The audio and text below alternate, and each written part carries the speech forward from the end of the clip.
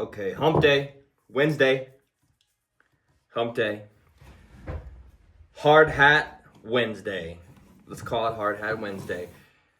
Want to talk about 5 lessons I've learned in the construction and real estate business, specifically, actually, the construction business today. 5 hard lessons I have learned the hard way and how I pivoted from those decisions, but more surrounding just things to avoid, pitfalls that I've ran into in the past. Have this nice sticky note, and let's jump in.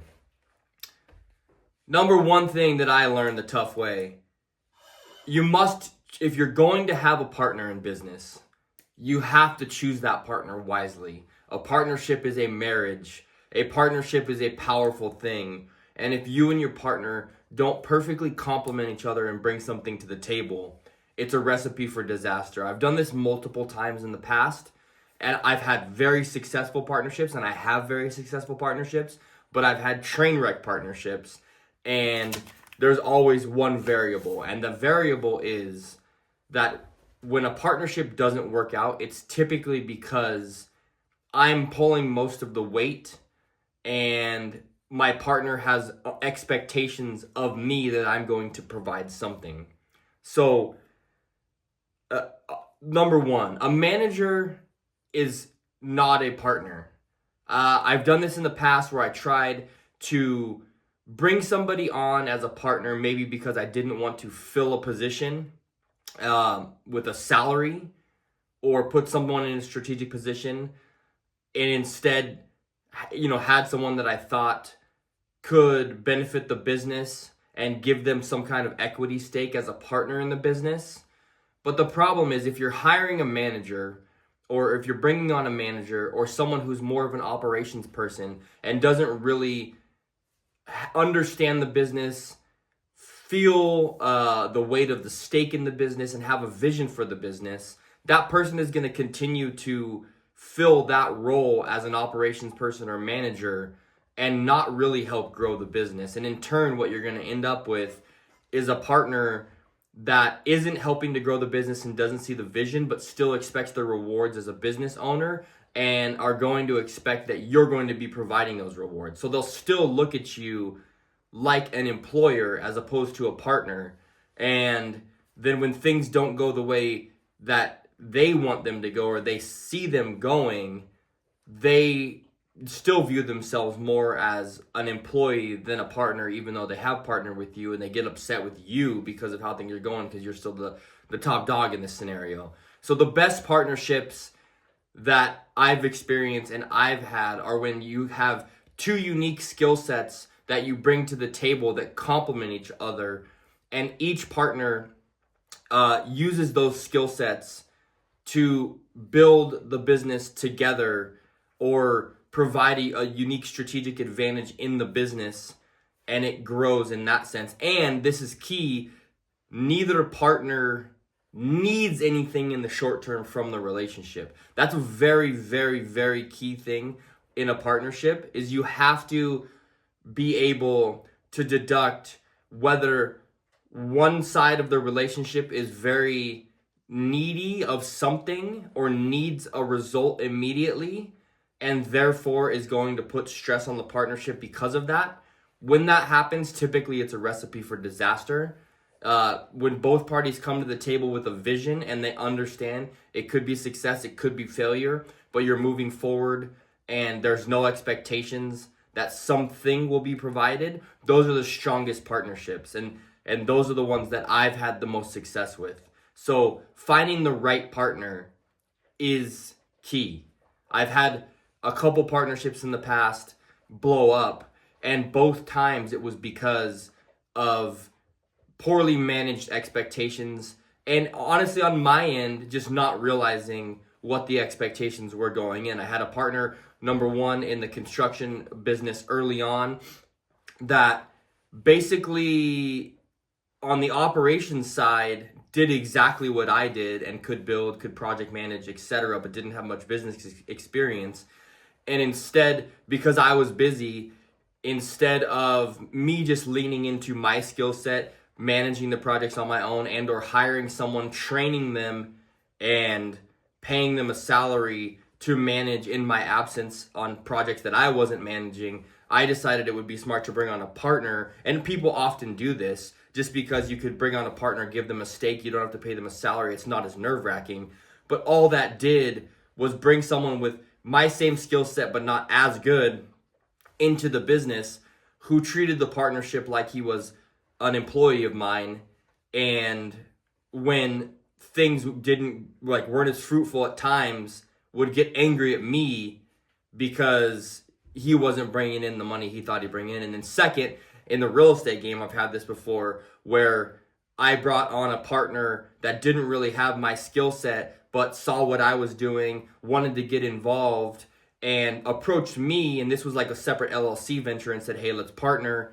And we ended up doing multiple deals together. But what I didn't realize was, because this person didn't have my skill set and saw what I was doing and expected that the same return was going to happen on every single deal that we did, had their expectations set to a certain level. And then when the market fluctuated a bit and we did a few deals that didn't make us as much profit as the initial deals we did, again, his frustration was aimed at me, that we should be making more money. And meanwhile, I had other projects going on in my construction company, other LLCs and investments going on. And he got a bit jealous that I had this other stuff going on outside of what me and him were doing, which was always the precedent early on. But, that didn't sit well with him. He ended up getting discontented, and we ended up having to fold the partnership because we just weren't seeing eye to eye on a lot of things. We actually made good money together. But again, if the expectations are set to the moon and you're not achieving that goal on a continual basis, partnerships can sour. So key, learn the hard way a couple times. Partnerships are critical, but it has to be two people with complementary skill sets, without any preconceived expectations of what's going to happen, that know they're going into a venture together to grow, and the success and failure is on both of them, not just on one of you and the other one's kind of holding the coattails. That. Number two, and this is really critical, especially in construction. Construction is a very high margin business. You're any kind of sub-trade, a general contractor. General contractors easily can have a margin 20 to 25% a markup on top of your subs. And oftentimes what also happens is you'll self-perform some of the trades, and that raises your profit margin on the project. You could have a framing proposal that is $50,000 for a project. You self-perform that work, do it for 30, you pocket 20K on that scope of work. And in addition, you have subs on the project that you're marking up 15, 20, 25%. Sometimes in remodel, and people think this is crazy, 30, 35%. It's not uncommon in the remodel game to get those kind of markups because everyone knows how much of a headache it is. But times are not always, it's very much feast or famine. When it rains, it pours. The high margin nature of the business sometimes makes you forget that it is in fact a business, and it can give you delusions that you're running a well-structured business just because you're bringing in a lot of money. But in fact, it's because we're in a high margin business that you're able to have strong cash flows at times. When that hits you in the face is when things slow down a bit. You've hired a lot of people because your cash flow has been good and steady, but maybe you haven't kept your sales funnel full. Maybe you haven't tightened things up in your process, and you're slipping and losing some money on projects because of inefficiencies. And when it slows, all that slaps you in the face. So the high margin aspect of the business hides that from you. You think you're an awesome operator and a great business owner until things slow down and everything kind of catches up, and you realize your inefficiencies, and you realize the things you haven't been doing that you should be doing only because cash flows are strong and you've been bringing in a lot of profit from the projects you're on. So the keys surrounding that are not to let the cash flow fool you because of the high margin nature of the business. It is stick to the fundamentals, Have a tight process regardless of if it's feast time instead of famine time, and keep those processes in place throughout the good and bad times. Keep those checks and balances, and keep the structure of your business, whether you're doing the sales or you have a salesperson, you're doing the estimating, you're doing the office work. You need to make sure all those legs of the table are supported at all times and don't get lax on them, because the worst thing to do is have to go back and reconcile on the slow times and say, shit, where's my broken process? Oh my gosh, it's in the sales funnel. I wasn't keeping the sales funnel full with new projects for the future. That slapped me in the face. And now the sales cycle for what I do is 4 to 6 months. I'm getting slow right now. I need to ramp up my sales effort, which means I'm going to have a 5-month lag of zero work because I haven't been keeping the funnel full and selling. So I'm not going to close another project for 4 to 6 months. That's a problem. So don't let the high margin nature of the business fool you. That's something I've learned in the past and something I now never forget. 3, people.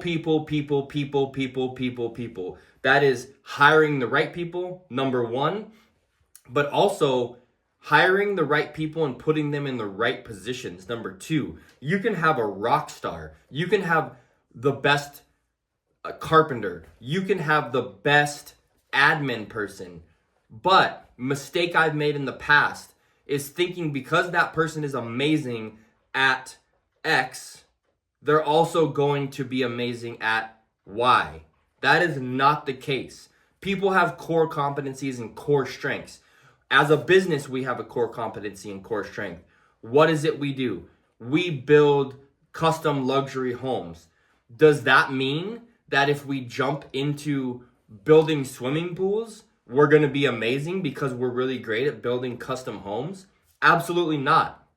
But we don't try to do that because we know our core competency. You have to understand the core competency of your employees and keep them in the right position. So that's once you realize someone is good for the position.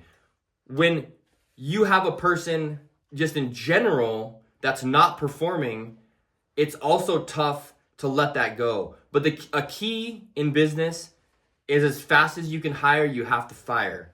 And it sucks, but you got to do it. So when you're bringing on people in a position, if they're not working out within the first 2 weeks, 30 days, 90 days, whatever it is, 90 is probably way too long.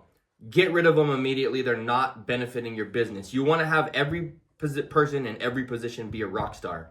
That's the goal. So dead weight, and this goes back to number 2, where you're in a high margin business. Sometimes you let it fool yourself and you say, I don't really need to make these changes. This person is kind of subpar, but you know what? It's okay. Money's coming in. Well, the nature of that person being subpar is going to slap you hard in the face in the times where it gets a little slow. And then that person's going to be so deeply ingrained because you didn't fire them fast that you're going to be wondering, oh shit, what do I do? I'm too busy to take over all the processes and all the things that they're handling, but they're really dropping the ball. It's hurting my business reputation. It's hurting my profitability, whatever it may be. That's a real problem. So hiring people that are amazing at what they do, realizing when they're not, getting rid of them quickly when they're not benefiting your company, that's number 1. And then taking those people, figuring out their core competency. And if they're an amazing carpenter, I've done this multiple times in the past. I have an amazing operator. It's, an amazing carpenter, an amazing tile guy, a person who's amazing at X trade. And I think, oh, they're really good. I think they can get into management because they're good at what they do. And I put them in a project supervisor role or some kind of operations role, and they really hate it because they are, their core competency is, I'm a good carpenter. I can deal with people and owners in the field on a carpentry basis, and I can explain what I'm doing. But when it comes to managing the project, it's a little overwhelming, and I actually don't want to do it. But Ken gave me a raise and gave me this new position, and it's kind of interesting, and I like the money, so I'm going to try it. But inevitably what happens is they end up dropping the ball because it's not their core competency. They really are an amazing carpenter, and maybe they'd be amazing managing a carpentry crew, but not managing a new build. And then they start to drop the ball, and then I get upset because the ball's being dropped. It causes a rift in the relationship. What could have been a great relationship with an amazing carpenter who was maybe managing a carpentry crew turns into a contentious relationship where you're butting heads, pointing fingers, trying to figure out what's going wrong, and it's simply because you took a rock star from one position, put them in another position expecting they're going to be a rock star, and they're not, because it's just not something they A, want to do, or B, their core competency. So hire the right people for the right positions, fire them when they suck. That is so key, and a lesson I've learned so many times. Now, 4, kind of along with the people, and this is when you're starting the business, and truthfully, as the business grows, you bring on more people. I'm a personable person, and I've fought this my whole career, and I still fight it because I'm friendly and I want to be one of the guys. But you have to understand, when you start your business, likely if you're in construction, you came from the trades. If you're a builder, electrician, plumber, this might be the most important thing to running the business, and it's one of the things also that sucks the most. But I started my company, I'm going to get to the point in a second. I started my company framing apartment buildings, working in kitchens and baths, remodeling them, cutting roofs, stacking roofs, doing repairs where I was spending half a day under the floor, crawling foundations. I mean, I did all the grunt stuff. I did all the work. And honestly, I got great satisfaction from getting to the job site in the morning, throwing on the tool belt, having my cup of coffee, bullshitting with everyone, the camaraderie at the job site. That's a real thing in construction. You could have a lot of fun during your day, and it's pretty fulfilling at the end of the day when you put in physical work. You have this tribe of people that you're working with, and you're kind of on the same page, and you're from this construction blue collar realm, and you just feel like this sense of pride surrounding that. You're just cut from a different cloth in a sense, in my opinion. But number 4, and this is key, when you start your business, unfortunately, you're not one of the guys anymore. And it's something I've struggled with, and something that to this day is hard to navigate. When you, as an employer, you're going to be bringing on employees, and you can't be best friends with your employees. You've now put yourself in a role where you have to lead. And that doesn't mean you have to be a dickhead, although the idea of the kind of short-fused dickhead boss exists for a reason. And the reason is, at times you have to be that, and you have to assert that in your leadership position to steer the ship the right way. What that means is, if you're too buddy-buddy, you can't just flip on a dime and go from, hey, I'm your best friend, let's go have a beer, to, hey, shoop, I'm going to be the dickhead and I'm going to steer the ship the right way, and I'm going to get in intense mode because we need to make some changes around here. When you start your business, you quickly transition to an ownership role, and you can't be friends with everybody, and you can't be one of the guys anymore. Not only can you not, you can try to be, but the guys aren't even going to look at you the same, because immediately you're going to be in this position of ownership, and they're not going to look at you as a peer anymore. They're going to look at you as the owner. So what do they do as the tribe? And it doesn't mean they hate you, but they're going to rally around, when they're on the job site, they're going to talk a little shit about Ken's tendencies, about some things Ken does, about what irritates them about Ken. Because that's, as a tribe, that's what you do. You commiserate, and that builds a bond. And it doesn't mean they hate you. It just means you're in a different position now, and you can't expect that they're going to relate to what you're doing. You decided to buck the field work, leave the crew, go start a company, and now you're in this position of authority where you have a different agency, and they view you differently.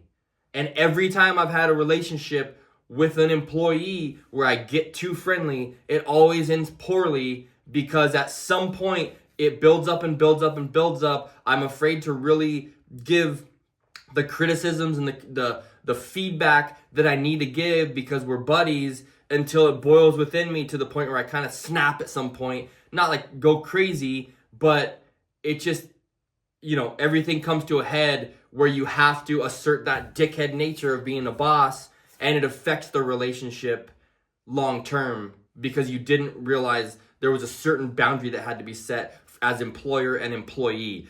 It's so hard for me. I'm a person that wants to be buddies with everybody. I love that aspect of the business, but it's something that I had to realize and get over. And number 4 is very important. When you start your business, you're just not one of the guys anymore. You got to realize that. You kind of get on a little bit of an island. Sure, you have friends, you have other people in your network, but you're just not one of the guys at the job site. And they're not going to view you like that, and you're just not going to be it. So you have to understand that in starting your business. Number 5, super, super, super, super important. This is the last one. Not every customer is for you. Not every customer and not every project is for you. And it's easy to think, I need to take every project, I need to do every project because it means profit and money, and I've designated that my core competency and how I want to brand myself is as a home builder. But if a kitchen remodel comes along, then I'm going to jump on it because I can get a 30% margin. However, it detracts from your brand and your core competency if you jump around too much and don't stay laser beam focused on what it is you want to do. If you're a builder, build. If you're an electrician, do you do new construction or do you do service work? If you're a plumber, do you do service work? Do you do new construction? If you do concrete, are you the master of driveways or do you do foundations? That's a differentiator. And the people that you employ to do those different types of work, if it's foundations as opposed to decorative concrete, those are wildly different crews. You don't really take the foundation guy who can set forms, pour concrete, and finish that, and have them do a decorative stamped concrete driveway. Typically, their skill sets are different, and you're going to have the guy over here that's more of rough and tumble, sets the forms, digs, blah, blah, blah, try to do decorative concrete and not have the finesse that this finisher would have doing that. So it's key that you realize not every project is for you, and in turn you're going to build your brand stronger and you're going to profit more in the future because you've built a strong brand surrounding one core competency. And then in unison with that, not every customer is the customer for you. So you also have to deduct when you get projects or when you're bidding projects, number 1, is this in my wheelhouse and is this part of how I want to build my brand? If it's not, give it up. Even though it's hard to say no, say no. And number 2, then, how's the customer that I'm dealing with? Interview that customer. Figure out if your personalities match. Figure out, what their style is in dealing with you as a builder, subcontractor, etc., and how that relationship's going to go. Maybe ask them for some references as a contractor. This is not crazy. Interview your customer.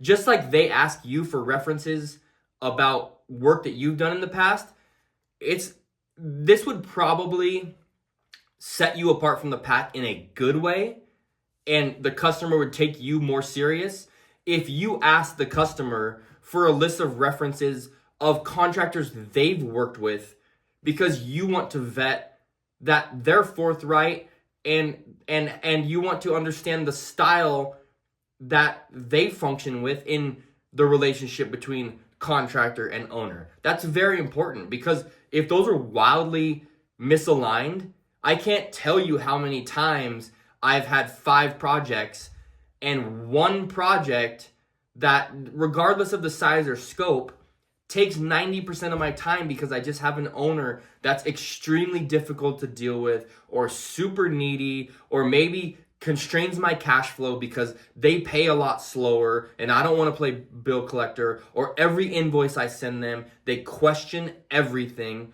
That definitely happens. So you have to vet your owner, or the owner that's just overly involved, is there on a daily basis, questioning what you're doing, talking to the subs, asking you about the schedule. I mean, you can have these overbearing owners that are energy vampires, and it doesn't mean they're bad, they're negative. It's just their style of doing things, which probably works well in their day-to-day life, and they're successful because of that personality type. But it can be grinding in the relationship of owner to contractor, contractor to owner. So you have to understand, if you're versed at dealing with those people and you're fine with it, great. But at least understand going in. So number 5, not every customer and not every project is for you. When you're trying to build your company, build a brand, and focus on your core competency. That's my 5 points for today. I think those are fire. I think if you can absorb those items, it's going to greatly help you, because it's all things that have slapped me in the face and that I've learned from. Again, I will go bullet points. Number 1, choose partners wisely if choosing a partner. If you don't, there could be dire consequences. Number 2, you're in a high margin business, but don't let the high margin nature of the business, fool you that you have a great business or great process. You can't fix a broken process, and that high margin nature can't fix that. It can only hide it short term. 3, people. Hire rock stars, hire the right people. If they're not the right people, fire quickly. And then when you figure out you have the right person, put them in the right position. Don't set them up for failure by putting them in the wrong position.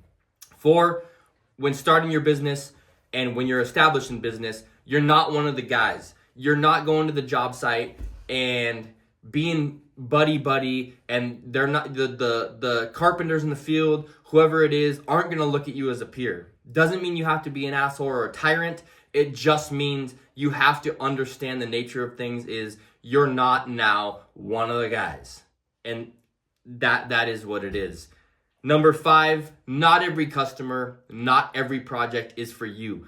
Be selective. It's hard to say no. Say no. Don't get stuck with the one customer that's the energy vampire that sucks 90% of your lifeblood and stops you from going and selling more projects or growing your business, because you're bogged down dealing with that. And also, don't pick the projects that aren't going to build your brand and be in your core competency or your wheelhouse where you want to expand, because it's just going to be noise and detract you from your main goal.